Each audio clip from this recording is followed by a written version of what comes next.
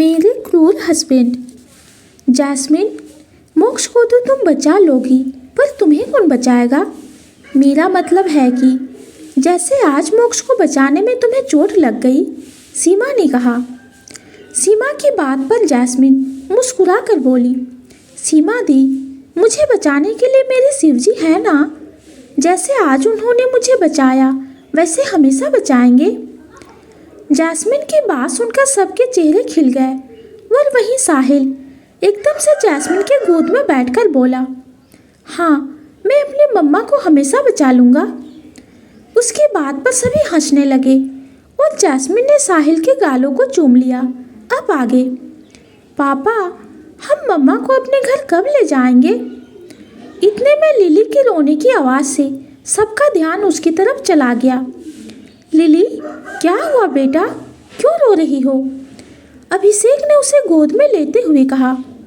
मेरी अंजल को साहिल ने ले लिया, लिली रोते हुए बोली। तभी साहिल बीच में बोल पड़ा, नहीं, ये मेरी मम्मा है। नहीं, ये मेरी अंजल है। मैंने कहा ना, ये मेरी मम्मा है तो मेरी मम्मा है। वो दोनों ऐसे ही लड़े जा रहे थे। कुछ देर बाद मोक्ष जंगल के बीचों बीच बने खंडर में रखे एक सोफे पर किसी राजा की तरह बैठा हुआ था। उसके एक साइड विवेक था और दूसरी साइड नवीन खड़ा था। बॉस, यही वो रिपोर्टर है जो ये न्यूज़ पब्लिश करने वाला है कि द ग्रेट मोक्ष सिंघानिया बिजनेसमैन होने के साथ साथ एक माफिया है और आपके अगेंस्ट ये कई प्रूफ न्यूज में पब्लिश करने वाला है। यह वो सारे लिंक रिसीव करने वाला है जिससे आपके अंडरवर्ल्ड से कनेक्शन होने का पता चलता है। मोक्ष ने एक नज़र अपने सामने पड़े रिपोर्टर सुभाष को देखा और अपनी आंख बंद कर गर्दन पर हाथ फेरते हुए अपनी कोल्ड वॉइस में बोला, सुना है तुम्हारी बीवी बहुत खूबसूरत है। मेरे क्लब में वार्ड डांसन की ज़रूरत है तो तुम्हारी बीवी परफेक्ट रहेगी। तुम्हारा क्या ख्याल है? तुम चाहो तो कल से ही उसकी जॉइनिंग करवा देता हूँ। और तुम्हारे मरने के बाद तुम्हारे 2 साल के बेटे का क्या होगा? चलो, तुम पर इतनी दया कर देता हूँ।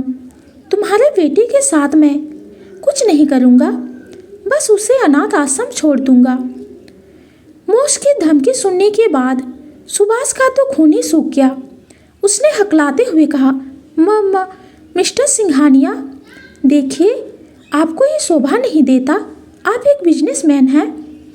उस रिपोर्टर की बात सुनकर मोक्ष एक डेविल स्माइल करके झुका और उसके गर्दन को पकड़कर बोला, किसने कहा मैं बिजनेसमैन हूँ?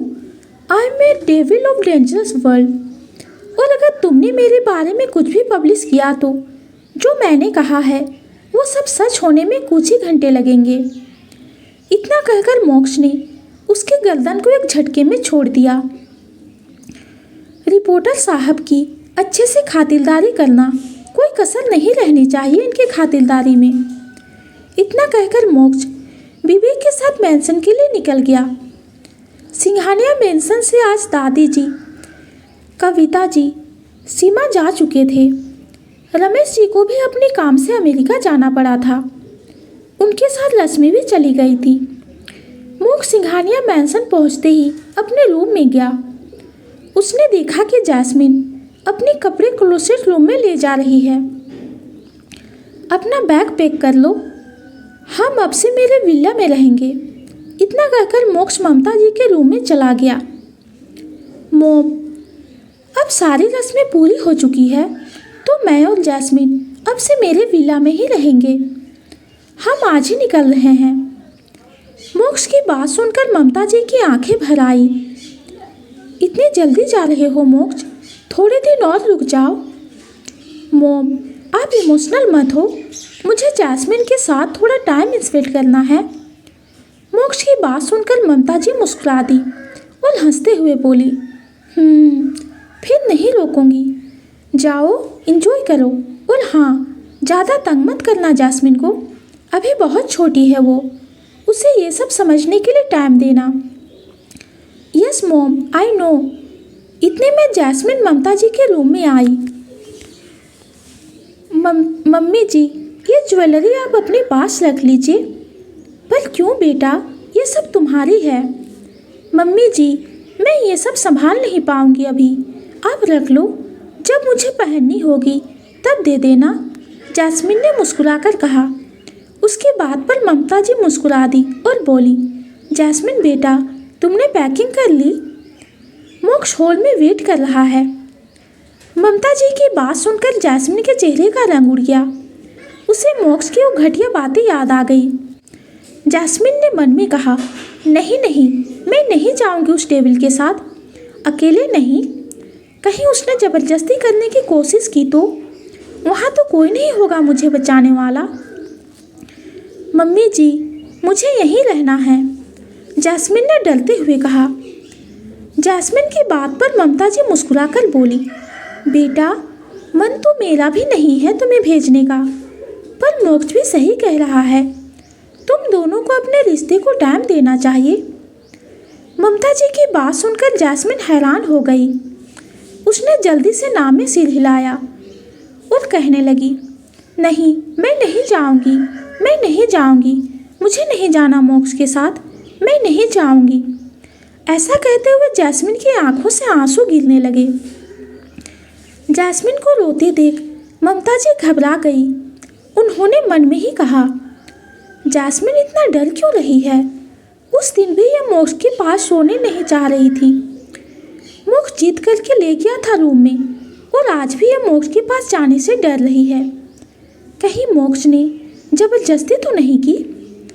ममता जी ने अपनी सोच पर विराम लगाते हुए जैस्मिन को गले लगाया और कहा, अच्छा, चुप हो जाओ बेटा, चुप, नहीं भेज रही तुम्हें, यहीं रहोगी तुम मेरे साथ। इतना सुनकर जैस्मिन थोड़ा रिलैक्स हो गई। ममता जी ने जैस्मिन के चेहरे को अपने हाथों में लिया और बेहद प्यार से बोली, जैस्मिन, डरो नहीं बच्चे। अच्छा मुझे बताओ, मोक्ष तुम्हें ज़्यादा तंग करता है? ममता जी की बात पर जैस्मिन ने नाम में सिर हिला दिया। अच्छा बेटा, उसने तुम्हारे साथ कोई ज़बरदस्ती की? ममता जी की बात सुनकर जैस्मिन उनके गले लग गई और सिसक सिसक कर रोते हुए बोली, नहीं मम्मी जी, मोक्ष ने कुछ नहीं किया, बस मुझे आपसे दूर नहीं जाना। जैस्मिन की बात सुनकर ममता जी को सुकून मिला। उन्होंने उसकी पीठ सहलाते हुए कहा, इतनी सी बात के लिए इतना नहीं रोते बच्चे, और मैं मोक्ष से बोल दूंगी कि तुम्हें यहाँ आने के लिए ना रोके, तुम जब भी चाहो यहाँ आ जाना। ऐसा कहते हुए ममता जी जैस्मिन को बाहर ले जाने लगी, पर जैस्मिन के मन में तो डर बैठ गया था। वो तो ममता जी को बता भी नहीं सकती थी, नहीं तो मोक्ष उसका बदला उसकी फैमिली से लेगा। जैस्मिन धीरे कदमों से मोक्ष की कार की तरफ बढ़ गई। ड्राइवर ने कार का बैक डोर ओपन किया, जिसमें मोक्ष पहले से ही बैठा था। जैस्मिन के पैरों में अभी ड्रेसिंग हुई थी, लेकिन जैस्मिन को दर्द नहीं था और वो आराम से चल फिर सकती थी। जैस्मिन कार में बैठी और ड्राइवर ने कार स्टार्ट कर दी। कार में एकदम शांति थी। बीच बीच में जैस्मिन की सिसकियां सुनाई दे रही थी। जैस्मिन काफ़ी डर रही थी। वो कार के गेट से एकदम चिपक कर बैठी थी, जिससे मोक्ष और उसके बीच की दूरी बनी रहे। थोड़ी ही देर में वो दोनों मोक्ष विला पहुंच गए। यह विला काफ़ी बड़ा था। कार से उतरकर मोक्ष ने जैस्मिन का हाथ पकड़ा और बाहर खींच लिया। जैस्मिन तो पहले से ही डर रही थी। मोक्ष के इस तरह खींचने पर सहम गई। जैस्मिन विला को घूर घूर कर देख रही थी। इस विला को देखकर तो वो पलकें झपकाना ही भूल गई थी। इतना बड़ा और लग्जरियस इंटीरियर था। वहाँ की हर एक चीज़ की कीमत लाखों करोड़ों में होगी। जैस्मिन ही मोक्ष को अपने रूम में ले गया। जैस्मिन की तो आंखें फैल गई। King side bed, king side sofa, bed के लेफ्ट साइड की वॉल मिरर की बनी थी, जिसके ऊपर बड़े बड़े वाइट पर्दे लगे थे। उस मिरर की वॉल से बाहर बालकनी का व्यू देखा जा सकता था। अंदर से देखने पर जैस्मिन को एक किंग साइज सोफा और 3 बड़े बड़े काउच दिखे। पास में एक झूला भी था और पूरी बालकनी में प्लांट ही प्लांट लगे थे। जैस्मिन का मन हुआ कि वो एक बार वहाँ जाए। मोक्ष का रूम हद से ज़्यादा लग्जरियस था। मोक्ष ने एकदम से डोर लॉक किया और जैस्मिन की तरफ बढ़ने लगा। मोक्ष ने जैस्मिन को बेड पर पटक दिया और उसके ऊपर झुककर उसकी आंखों में देखने लगा। वो जैस्मिन के एकदम करीब था। उसने जैस्मिन के गालों को सहलाते हुए कहा, बहुत हो गया चूहे बिल्ली का खेल, अब रियल गेम स्टार्ट होगा, हा हा हा। मोक्ष की डेविल हंसी से जैस्मिन कांपने लगी। मोक्ष को एहसास हो गया था कि जैस्मिन डर रही है।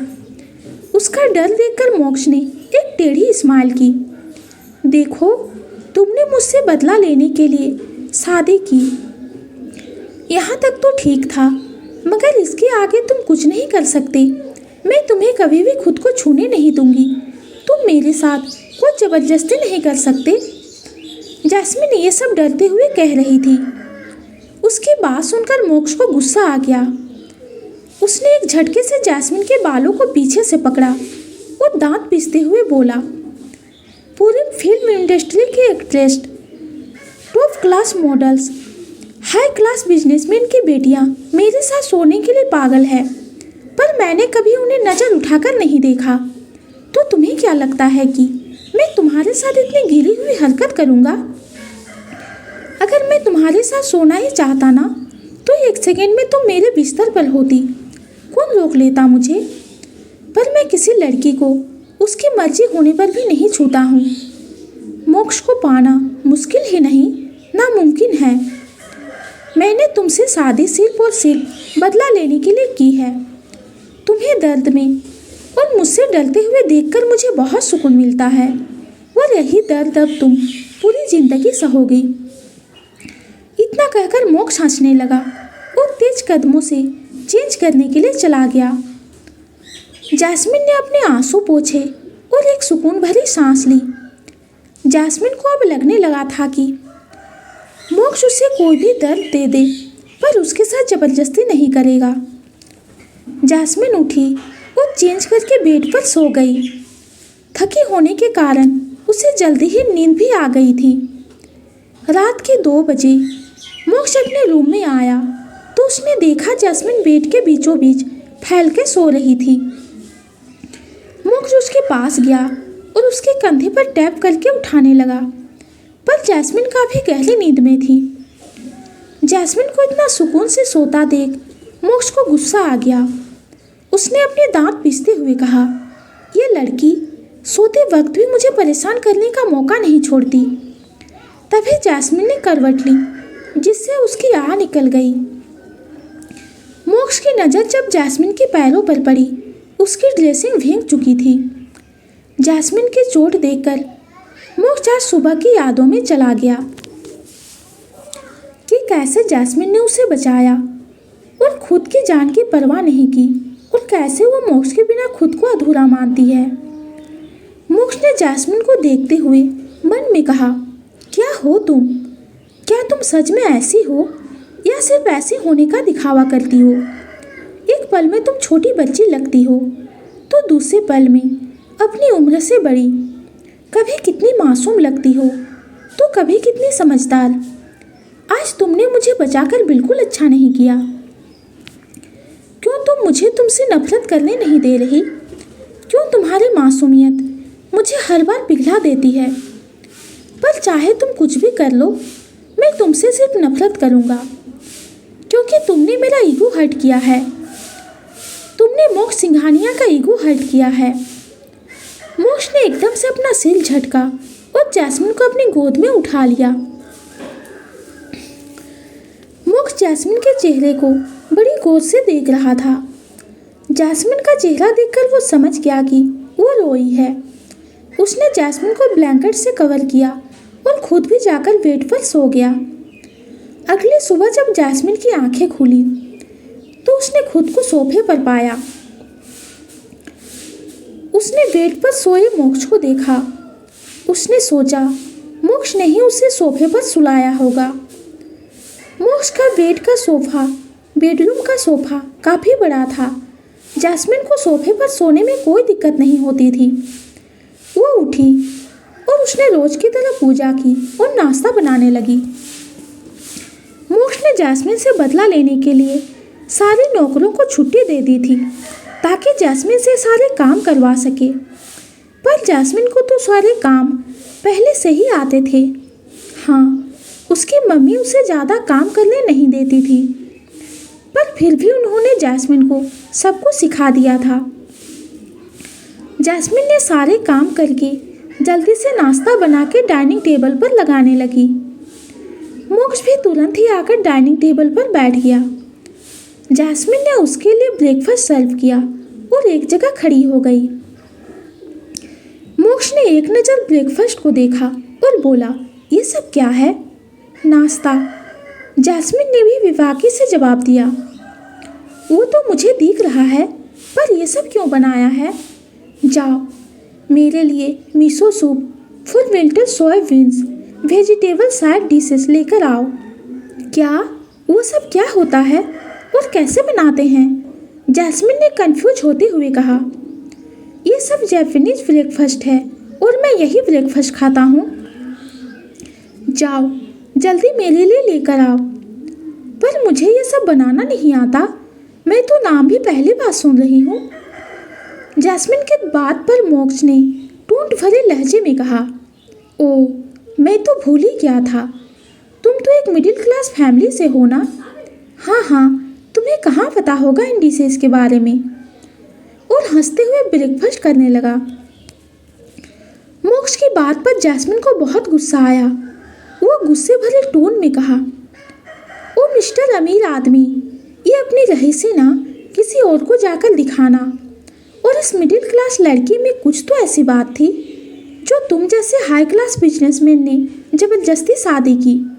और तुम्हें याद दिला दूं, शादी तुमने मुझसे की है, मैं तो तुम्हें देखना भी नहीं चाहती थी, लेकिन मैंने उसे मिडिल क्लास फैमिली के लिए तुम्हारी ज़बरदस्ती बर्दाश्त की। और आज के बाद तुमने मेरी फैमिली के बारे में कोई भी घटिया बात कही तो मैं भूल जाऊंगी कि तुम मेरे पति हो। और तुम्हारा सम्मान करना अब मेरा फर्ज है, समझ गए ना? जैस्मिन की बात से मोक्ष का गुस्सा और बढ़ गया। बिजनेस में अच्छे अच्छों की बोलती बंद कर देने वाले मोक्ष को आज जैस्मिन की बातों का जवाब देना भारी पड़ रहा था। उसे आज शब्द ही नहीं मिल रहे थे जो मोक्ष के गुस्से में घी डालने का काम कर रहा था। मोक्ष को हार बिल्कुल पसंद नहीं थी। वो जीतने के लिए किसी की जान लेने से भी पीछे नहीं हटता था। मोक्ष एकदम से खड़ा हुआ और उसने एक झटके से जैस्मिन को बॉल से सटा दिया। मोक्ष ने अपने दोनों हाथों से जैस्मिन के गर्दन को पकड़ लिया और चीखते हुए कहा, तुम्हारी हिम्मत कैसे हुई मुझसे बहस करने की? तुम्हारा कोई हक नहीं है मुझसे सवाल करने का। गुलाम हो तुम मेरी, गुलाम, समझी तुम? जो मैं कहूँगा वो तुम्हें मानना पड़ेगा। मोक्ष ये सब बोलते हुए काफ़ी भयंकर लग रहा था। उसकी पकड़ जैस्मिन पर कसती ही जा रही थी। जैस्मिन के पैर अब जमीन पर नहीं थे, वो हवा में थी। मोक्ष की पकड़ से छूटने के लिए वो हाथ पैर चला रही थी। उसकी आंखों से आंसू बह रहे थे। वो काफ़ी मकसद कर रही थी कि मोक्ष से छूट जाए, पर उसके उल्टा मोक्ष के फेस पर एक डेविल स्माइल थी। जैस्मिन को अब चक्कर आने लगे। उसकी आंसुओं से भरी आंखें बंद होने लगी। उसने अपने हाथ पर चलाना बंद कर दिया। मोक्ष भी जैस्मिन के बदलते एक्सप्रेशन को देख रहा था। उसने एकाएक से अपनी पकड़ ढीली की तो जैस्मिन उसकी बाहों में गिर गई। एक पल के लिए तो मोक्ष शॉक्ड हो गया। उसने जैस्मिन को अपनी एक बाजू में थामा और एक हाथ से उसके गालों को थपथपाते हुए बोला, हे उठो उठो, क्या तुम्हें चक्कर आ रहे हैं? जैस्मिन ने मोक्ष की बातों का कोई जवाब नहीं दिया। मोक्ष को अब अपने किए पर गुस्सा आ रहा था। उसने जैस्मिन को अपनी गोद में उठाया और रूम में ले गया। उसने जल्दी से जैस्मिन के हाथ पैरों को अपनी हथेलियों से रगड़ा। फिर उसने जल्दी से जैस्मिन की नब्ज चेक की। उसकी नब्ज काफ़ी तेज चल रही थी। मोक्ष को थोड़ा सुकून मिला कि जैस्मिन ठीक है, बस बेहोश हो गई है। उसने टेबल से पानी लिया और जैस्मिन के फेस पर छिड़का। जैस्मिन ने हल्की से अपनी आंखें झपकाई। मोक्ष ने थोड़ा और पानी छिड़का। इस पर जैस्मिन ने अपनी आंखें खोली और एकदम से उठ के बैठ गई। उसने अपने गालों पर अपने हाथ को टैप करते हुए खुद से कहा, मैं ठीक हूँ, मैं मरी नहीं, मैं जिंदा हूँ। मोक्ष जो जैस्मिन की हर हरकत नोटिस कर रहा था, उसकी आंखें छोटी हो गई। उसने जैस्मिन को घूरते हुए कहा, हाँ तुम ठीक हो, आज तुम्हें जान से मारने का मूड नहीं था, इसीलिए छोड़ दिया। इतना कहकर मोक्ष नीचे चला गया। मोक्ष ने झूठ बोला। असल में डर तो वो भी गया था कि जैस्मिन को कुछ हो ना जाए, लेकिन उसका ईगो जैस्मिन के लिए उसकी फिक्र दिखाना नहीं चाहता था। उसके जाते ही जैस्मिन ने एक चैन की सांस ली और खुद से ही बड़बड़ाई, डेविल पति। कुछ ही देर में मोक्ष वापस से रूम में आ गया। उसके हाथ में एक प्लेट थी। मोक्ष ने बेड पर बैठते हुए कहा, ये लो, खाओ इसे। जैस्मिन ने हैरानी से एक नज़र खाने को देखा और फिर मोक्ष को। उसे यकीन नहीं हो रहा था कि मोक्ष उसके लिए ब्रेकफास्ट लाया है। मोक्ष ने जब उसे खाने को ऐसे घूरते देखा तो आंखें छोटी करते हुए कहा, ऐसे क्या देख रही हो, चुपचाप खाओ इसे। जैस्मिन ने तिरछी नजरों से मोक्ष को देखा। वो शक भरे लहजे में बोली, इसमें तुमने जहर तो नहीं मिलाया जो इतना फोर्स कर रहे हो? जैस्मिन की बात पर मोक्ष ने एक टेढ़ी स्माइल के साथ बोला, वैसे आइडिया बुरा नहीं है, अगली बार ट्राई करूँगा। अभी मेरा मूड नहीं है तुम्हें मारने का। उसकी बात पर जैस्मिन मुंह बना के नाश्ता करने लगी और मोक्ष एक टेढ़ी स्माइल करने लगा। जैस्मिन के साथ रहकर मोक्ष लड़ाई झगड़ा, मुस्कुराना, छोटी छोटी चीज़ों को छीनने की कोशिश करना सीख गया था। ये सारे बदलाव मोक्ष खुद भी महसूस कर रहा था। उसे अब खुद पर भी शक होने लगा था कि वो मोक्ष सिंघानिया है ना, जिसके नाम से आज तक लोग कांपते हैं। उसके गुस्से से लोगों का शरीर ऐसा हो जाता है जैसे काटो तो खून नहीं। पर इस 19 साल की लड़की पर उसके गुस्से का कोई असर क्यों नहीं होता? तो दोस्तों, आज की स्टोरी आप सबको कैसी लगी कमेंट में ज़रूर बताइए। कहानी पसंद आती है तो चैनल को लाइक और सब्सक्राइब कीजिए। कहानी सुनने के लिए आपका बहुत बहुत धन्यवाद।